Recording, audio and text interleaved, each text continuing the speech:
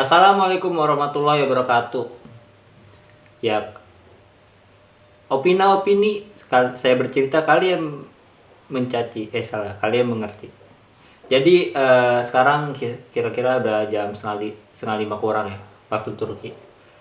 Jadi untuk pertama kali buat video tentang pendapat sendiri atau pengalaman pribadi, pengen nyampein aja soal tentang apakah kuliah di negeri orang atau di luar negeri itu mudah. Oke, dari pertama ya. Jadi pengalaman pribadi nih. Jadi dulu waktu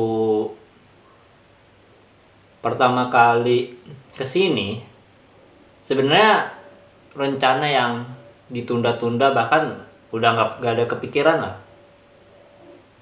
Malah waktu itu milih masuk kampus swasta. Bukan swasta sih, sebenarnya ya swasta. Ya kalau bahasanya swasta. Tapi kalau bahasa biar kerennya luar negeri, ya kan swasta luar negeri kan. Nah, jadi awalnya masuk kampus lah di salah satu kampus yang lumayan besar di kota Bandung gitu. Terletak ya daerah apa ya? Ya Bojong Soang kan. Daerah situlah. Nah, singkat cerita udah masuk, udah menjalani setengah semester. Ya udah menjalani setengah semester dong. Ya udah, setengah semester tuh tiba-tiba ada informasi nih masuk. Set ke saya bilang.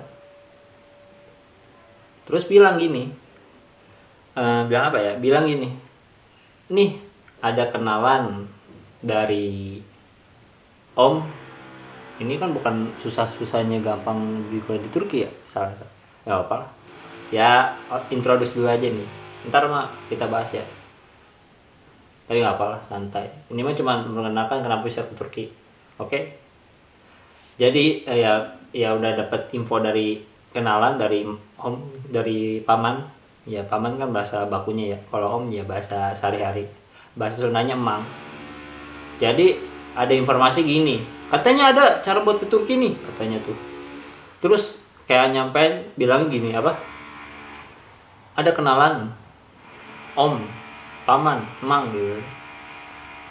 Yang suka nerbangin orang yang mau kuliah di Turki, tapi bayar, nggak beasiswa. Karena lo untuk beasiswa udah telat tuh. Ya orang nama juga tidak terencana, ya tidak diduga juga kan. Ya udah era coba daftar. Akhirnya sampai di sini ya udah kayak gitu. Nah, apa susahnya kuliah di luar negeri? Apa di Turki lah? Saya di Turki kan kuliahnya. Ya menurut pengalaman pribadi, untuk tiba di sini cukup mudah, asalkan kalian udah punya kampus. Misalkan contoh, kalau udah daftar kampus dan udah terdaftar kampus dan udah diterima, kalian tuh tinggal daftar kelas bahasa.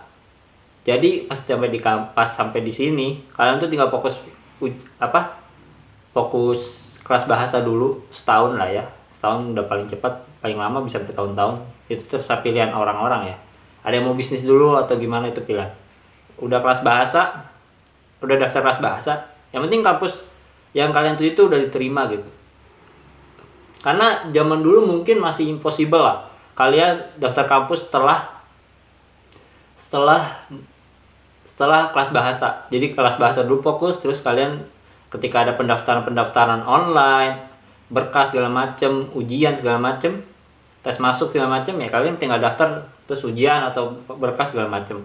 Tapi zaman sekarang antisipasinya kayak lebih baik daftar kampus dulu, keterima, karena sekarang kampus rata-rata udah pakai berkas, jadi nggak sesulit zaman dulu gitu. Ya udah gitu kan. Yang kedua, kalau bisa diusahain punya kenalan. Ya gimana ya? Ya gimana, kenalan tuh wajib sih. Ya sebagai apa ya? Bukan ngebimbing dalam artian dipapai terus, bukan apa diikutin terus sama nih orang, bukan. Supaya kayak kita mau yang tepat-tepat inti dulu lah. Misalkan nyampe sini kita udah ada rumah atau tempat tinggal lah setidaknya gitu.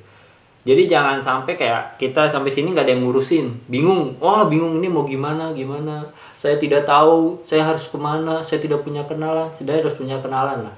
Nggak apa kenalan temen, kayak temennya bapak, temennya ibu, temennya paman, temennya siapa dah, atau kenalan lah, anaknya siapa atau gimana lah. Jadi biar gampang. Yang kedua, ngurus identitas diri seperti KTP atau Kimlik. Kimlik itu pengenal, ya. Ikamet lah kalau bahasa ini, ikamet lah ya. Jadi ngurus ikamet awal-awal tuh mending dibantu. Berkasnya awal-awal sih gampang ya, didaftarin, kita langsung ke arah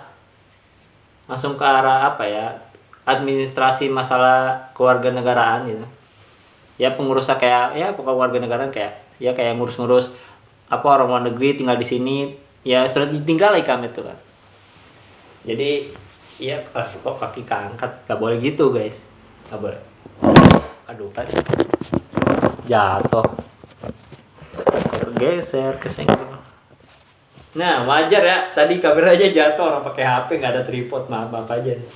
Aduh kaki nggak, aduh kan jatuh lagi. Nggak apa-apa, santai. Diem, nggak usah jatuh lagi ya, biar lanjut. Tuh kan jatuh lagi, 3 kali jatuh loh. Tadi perasaan nggak jatuh 6 menit. Nah udah ya, udah ngurus ikamet. Berkas pertama ya apa ya, ya ini apa, fotokopi paspor, bawa paspor, sama bawa paspor aja sih kemana-mana. Waktu sih saya dibantuin sama orang, karena ya saya kan jujur-jujuran aja nih, saya bukan pribadi, saya datang sendiri kayak orang bego, tapi dibantuin orang dengan saya bayar orang jasa itu loh. Padahal kalau datang sendiri bisa. Nah udah pokoknya urusan ikamet, tempat tinggal udah tuh. Nah udah ikamet tuh ya, pokoknya udah selesai, tinggal nunggu. Soal awal datang tuh lebih mudah pada udah tinggal di sini lama lah. Ya gampang lah gitu.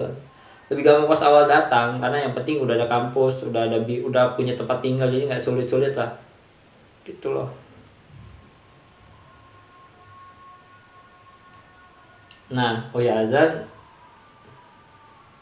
Ini udah azan ya, udah masuk waktu asar di sini.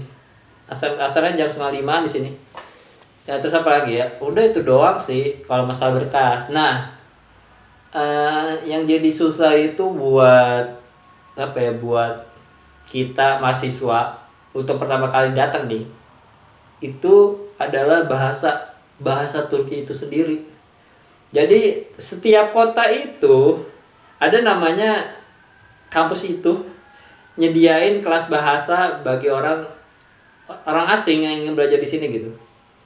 Ya tiap daerah beda-beda sih, tiap kota beda-beda. Ada yang mahal sekali, ada yang murah sekali, ada yang ya rata-rata orang mampu, ada yang nggak mampu gitu. Tapi ada juga yang bahasa Inggris kuliahnya. Nah, kalau kuliah bahasa Inggris, kita penyetaraan bahasa Inggris di sini. Kita kayak les aja bahasa Inggris, tapi ya yang aja orang Turki lagi gitu. Bisa. Itu ya beberapa kampus ngasih itu dulu, penyetaraan bahasa Inggris di Turki. Padahal Turki sendiri kuliahnya udah pakai bahasa Turki. Nah, udah ya belajar bahasa tuh. Yaitu setahun bebas, itu mau lulus tahun, mau lulus 2 tahun, mau 3 tahun terserah. Itu pilihan masing-masing lah ya. Yang penting jangan nyari masalah aja gitu, jangan aneh-aneh gitu.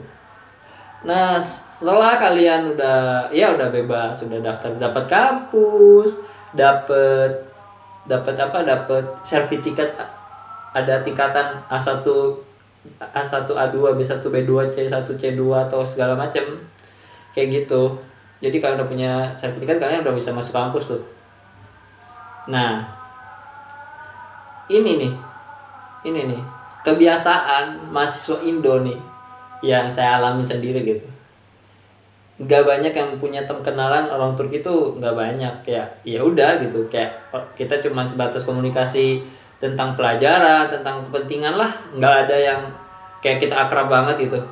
susah kalau sama orang Turki akrab banget tuh, kayak gak bisa gitu orang Indo tuh. Pokoknya nyambut tuh sama orang Indo lagi tuh, ketemu di mana orang Indo lagi gitu, rada susah emang gitu. Karena ya gimana ya, kayak kayak apa ya, kayak kita tuh kalau ngobrol kan, kita ngomong bahasa Turki bla bla bla, kita tuh bingung mau ngomong apa lagi karena kita kurang apa ya, kalau saya sendiri sih kayak kurang ngerasa bisa nyari topik pembicaraan untuk ngebuka gitu. Mereka juga kayak nggak semuanya bisa open minded gitu, kayak so akrab kita nggak bisa, karena itu tiap orang beda-beda. Nah ya udah sih, terus biaya hidup. Nah biaya hidup tuh sekarang biaya hidup dah. Biaya hidup tergantung kota. Kalau di kota saya sendiri itu bisa habis 2 juta lah ya. Itu udah bayar kontrakan rumah atau bayar asrama atau ya listrik, air segala macam, itu udah bisa 2 juta. 2 juta tuh udah bisa sama uang jajan, udah sama bisa nongki, bisa nongkrong lah ya, bisa beli keperluan yang lain lah gitu, belanja-belanja, dan bisa ditabung malah, tergantung orangnya gitu. Tapi ada yang lebih bisa, tapi di kota lain mungkin bisa 5 juta atau 6 juta, bisa 10 juta dalam sebulan, tergantung orang tuanya mampu atau tergantung pribadinya punya duit banyak atau enggak. Ya paling segitu aja sih. Ya udahlah, udah lumayan lama nih, udah 10 menit. Kok ngasih tahu waktunya ya? Nggak boleh dong, nggak boleh, kamu tuh tidak boleh beritahu ada, harus memberikan contoh. Kalau ngebuat video itu nggak boleh gitu waktu, gasken ya. Tapi ya apa ya, kerasaannya adalah ya susahnya ya, ini susahnya nih, nggak semua jurusan kuliah tuh gampang, serius, nggak semua gampang. Apalagi di jurusan itu kalian sendiri orang Indonya gitu, wah kalian berjuang sendiri, struggling segala macam gitu, sedangkan teman-temannya banyak yang di jurusan lain gitu. Contoh misalkan jurusan hubungan internasional, wah kami tuh orang Indonya, wah orang pada milih asik-asik karena hubungan internasional kan di mana-mana keren ya, mau di Indo, mau di negeri swasta atau di luar negeri atau gimana pun bagus kan. Ya kayak gitulah, ya tergantung minat gitu. Karena saya ngambil teknik ya, jadi ya semuanya pakai bahasa Turki dan ya diartikan ke Turki semua. Ya kayak matematika pakai bahasa Turki, contoh perkalian di sini bilang çarpma, çarpma, çarpma, çarpma itu perkalian. Padahal ya beda kan tuh, sangat beda gitu. Terus ya begitulah. Terus kalau ngerti pembelajaran kayak kita harus baca bukunya, terus kita cari artinya kalau nggak tahu artinya gitu. Tapi insya Allah gampang lah dengerin, yang penting dengerin aja dosen ngomong lah. Ya udah paling segitu aja ya. Ya dengan segala kurang-kurangnya, karena masih belajar juga, karena juga video pertama gitu kan. Ya jadi masih banyak yang harus diperbaiki, tapi insya Allah kedepannya bakal lebih semangat lagi dan yep, lebih kelihatan lah gitu kalau pengen banget